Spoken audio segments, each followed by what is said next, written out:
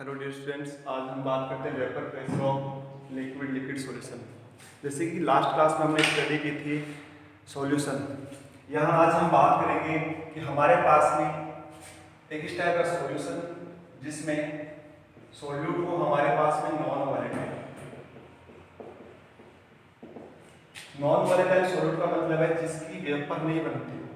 ठीक है, ऐसा सॉल्यूट या ऐसा सब्सटेंस जिसकी वेपर नहीं बनती उसको बोलेंगे नॉन वोलेटाइल। और यहाँ पे जो सॉल्वेंट हम लेंगे वो होगा वोलेटाइल।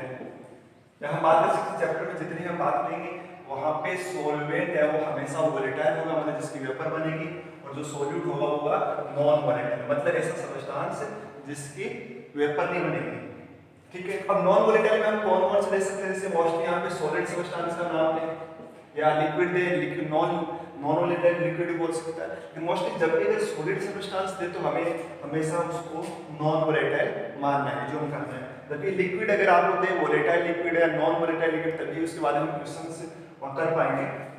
तो नॉन वोलेटाइल है वो सॉलिड भी हो सकता है और लिक्विड भी हो सकता है, लेकिन मोस्टली सॉलिड का नाम ले वो हमेशा नॉन वोलेटाइल होगा क्योंकि उसकी वेपर नहीं बनेगी।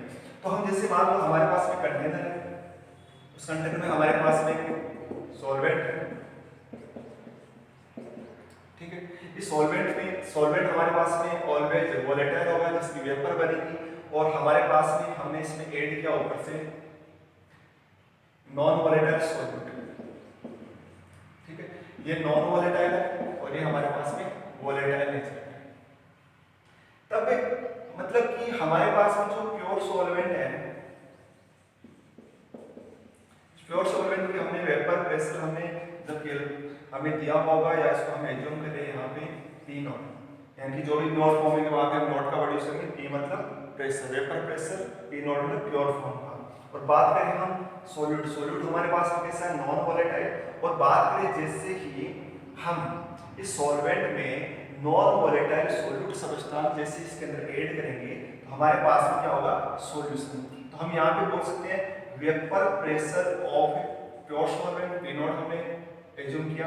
फिर बात करते हैं वेपर प्रेशर ऑफ सॉल्यूशन, कि जैसे ही हमने सॉल्वेंट में सॉल्यूट ऐड किया तो हमारे पास में सॉल्यूशन बना, तो वेपर प्रेशर ऑफ सॉल्यूशन जिसको हमने माना P। यानी कि पहले जब सॉल्वेंट था तब उसका वेपर प्रेशर P नॉट था प्योर फॉर्म में, लेकिन जैसे ही सॉल्यूट ऐड किया अब हमारे पास में जो सॉल्यूशन बना उसका वेपर प्रेशर हमने माना P। लेकिन क्या देखने को मिलता है कि जैसे ही सॉल्यूशन बना हमारे पास में, उस सॉल्यूशन का जो वेपर प्रेशर होता है वो जो सॉल्वेंट है उसकी vapour pressure of pure solvent से हमेशा ऑलवेज क्या होगा? कम होगा। क्यों होगा? इसका रीजन ये होता है कि सॉल्वेंट के जो पार्टिकल है, इन पार्टिकल्स पे नॉन वोलेटाइल सॉल्यूट के पार्टिकल है, इनकी सरफेस पे जाके ऐड हो जाते हैं। कुछ पार्टिकल इनकी सरफेस को यहाँ कवर कर लेते हैं, क्योंकि जो इवापोरेशन होता है या वेपराइजेशन होता है, इवापोरेशन होता है कि सरफेस पे होने वाला फिनोमेना है। सरफेस पे होने वाला फिनोमेना है, यहाँ पे जैसे सॉल्यूट सब्सटेंस सॉल्वेंट के पार्टिकल को यहाँ से कवर करेगा तो जो हमारे पास में जो वेपर बनेगी सॉल्यूशन की, वो क्या होगी? कम बनेगी। मतलब प्योर सॉल्वेंट की वेपर है वो ज्यादा बनती है, और जिससे सॉल्यूशन बना, सॉल्यूट को जैसे सॉल्वेंट में ऐड किया सॉल्यूशन बना, उसकी वेपर प्रेशर क्या होगी? कम होगी। यानी कि जो लोअरिंग इन वेपर प्रेशर में जो लोअरिंग ऑफ कमी आई है वो क्या होगी? हमारे पास में vapour pressure of pure solvent minus vapour pressure of solution. ठीक है, तो जैसे ही किसी वोलेटाइल सॉल्वेंट में नॉन वोलेटाइल सॉल्यूट अगर आप ऐड करते हो तो इस जो सॉल्यूशन का जो वेपर प्रेशर है वो सॉल्वेंट के वेपर प्रेशर से हमेशा कम होगा। ऐसा क्यों होगा? जब मैंने बताया कि इसकी सरफेस पे सॉल्यूट के नॉन वोलेटाइल सॉल्यूट के पार्टिकल इसकी सरफेस पे जाके ऐड हो जाएंगे तो इसकी जो वेपर बनेगी वो कम बनेगी। ठीक है, अब नेक्स्ट हम बात करते हैं कि हमारे पास में अगर एक साइंटिस्ट है राउल्ट, तो राउल्ट्स ने अपने कुछ रूल दिए थे कि अगर हमारे पास में सॉल्वेंट वोलेटाइल हो और सॉल्यूट है वो नॉन वोलेटाइल हो तब क्या कंडीशन बनती है, और अगर सॉल्यूट हमारे पास में वोलेटाइल हो तो क्या कंडीशन बनती है। तो इसकी नेक्स्ट हम बात करते हैं। तो स्टूडेंट हम आगे बात करें राउल्ट्स लॉ ने हमारे पास में दो टाइप की सिचुएशन बताई थी कि अगर हमारे पास में सॉल्यूशन में जो सोल्यूट है वो नॉन वोलेटाइल है या एक दूसरे हमारे पास में वोलेटाइल, तो हम दोनों कंडीशंस की यहाँ पे बात करेंगे। तो सबसे पहले हम बात करते हैं vapour pressure for solution of volatile solute. अगर हमारे पास में सॉल्यूशन में सोल्यूट वोलेटाइल हो और सॉल्वेंट भी वोलेटाइल हो, उस कंडीशन में हम यहाँ पे वेपर प्रेशर कैलकुलेट करेंगे। जैसे हमने माना कि एक कंटेनर है, उसमें दो टाइप के कंपोनेंट है, सॉल्यूट एंड सॉलिड, दोनों ही नेचर में वोलेटाइल होते हैं। तो उस कंडीशन में इसने क्या बताया कि जब टेम्परेचर को कांस्टेंट, या बोल सकते हैं टेम्परेचर को कांस्टेंट किया जाता है, टेम्परेचर को जब कांस्टेंट किया जाता है तो उस कंडीशन में जो भी हमारे पास में सबस्टांस होता है, उस सबस्टांस का जो वेपर प्रेशर होता है उसके मोल फ्रैक्शन के डायरेक्टली प्रोपोर्शनल होता है। तो हमने जैसे माना कंपोनेंट हमारे पास में ए और बी दो कंपोनेंट है, इन दोनों कंपोनेंट में हम बात करें फॉर कंपोनेंट ए के लिए हम बात करते हैं, तो इसका जो वेपर प्रेशर है P A, vapour pressure of A, तो इसका जो वेपर प्रेशर होता है वो डायरेक्टली प्रोपोर्शनल होता है इसके मोल फ्रैक्शन के। डायरेक्टली प्रोपोर्शनल साइन हटाएंगे तो यहाँ पे हम कांस्टेंट यूज करेंगे, ये यहाँ पे P naught A x A, P naught A है हमारे पास में, जो कंपोनेंट ए है उसका प्योर फॉर्म में वेपर प्रेशर है। तो हमारे पास में इक्वेशन फर्स्ट। देन हम बात करें फॉर कंपोनेंट बी, तो कंपोनेंट बी के लिए बात करें, कंपोनेंट बी का जो वेपर प्रेशर होगा वो डायरेक्टली प्रोपोर्शनल उसके मोल फ्रैक्शन के। तो आगे हम इसको सॉल्व करते हैं, तो Pb = P naught B।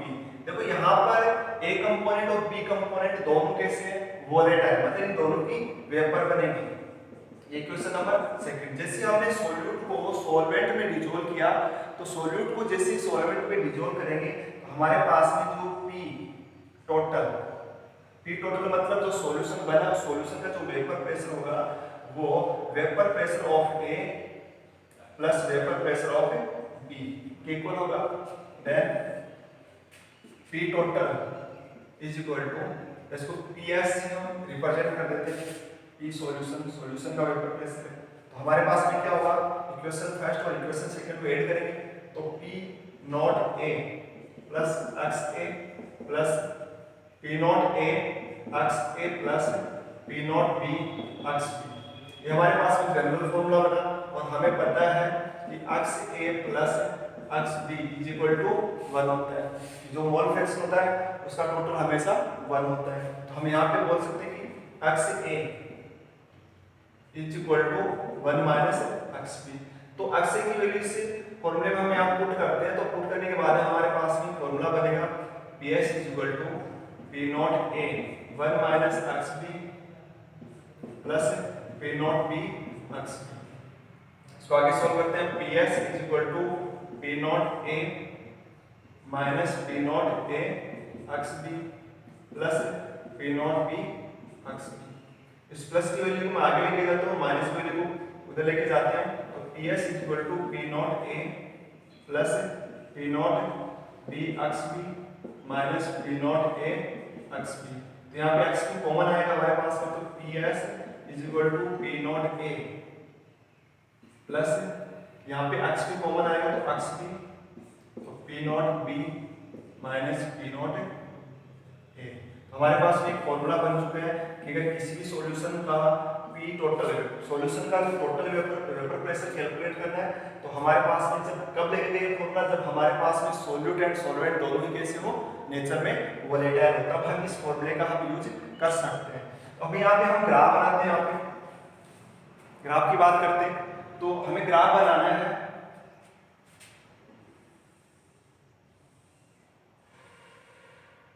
Graph बनाना हमें vapour pressure and mole fraction, ठीक है। यहाँ पे इस पॉइंट पे हम एक्स ए की वैल्यू हम 1 रखते हैं, और जब एक्स ए की वैल्यू हम यहाँ पे 1 रखेंगे और इसी कंडीशन पे यहाँ पे एक्स बी की वैल्यू होगी हमारे पास में 0, ठीक है।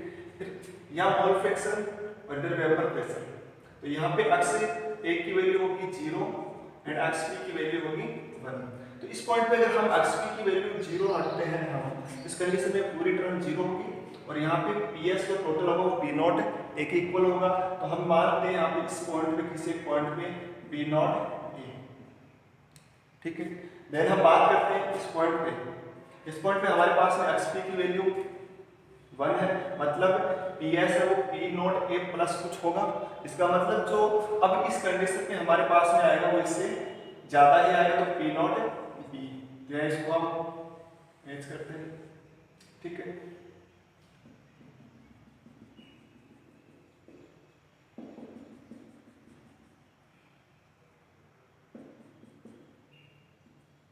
यहाँ पे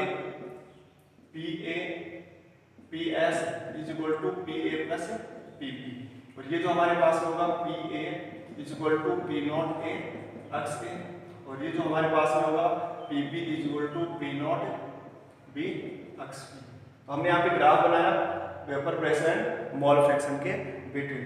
ये जो डेरिवेशन हमने बात की ये इसमें फॉर्मूला, इस फॉर्मूले पे काफी सारे क्वेश्चन आते हैं कि ये फॉर्मूला कब अप्लाई करना है राउंड्स लॉ का, कि जब हमें कोई सॉल्यूशन है जिसमें दोनों ही सॉल्वेंट ऑलवेज हम मानेंगे यहाँ पे वोलेटाइल एंड सोल्यूट, जब वोलेटाइल नेचर का है तब हमारे पास ये डेरिवेशन आता है, इसके थ्रू हमने एक फॉर्मूला बनाया।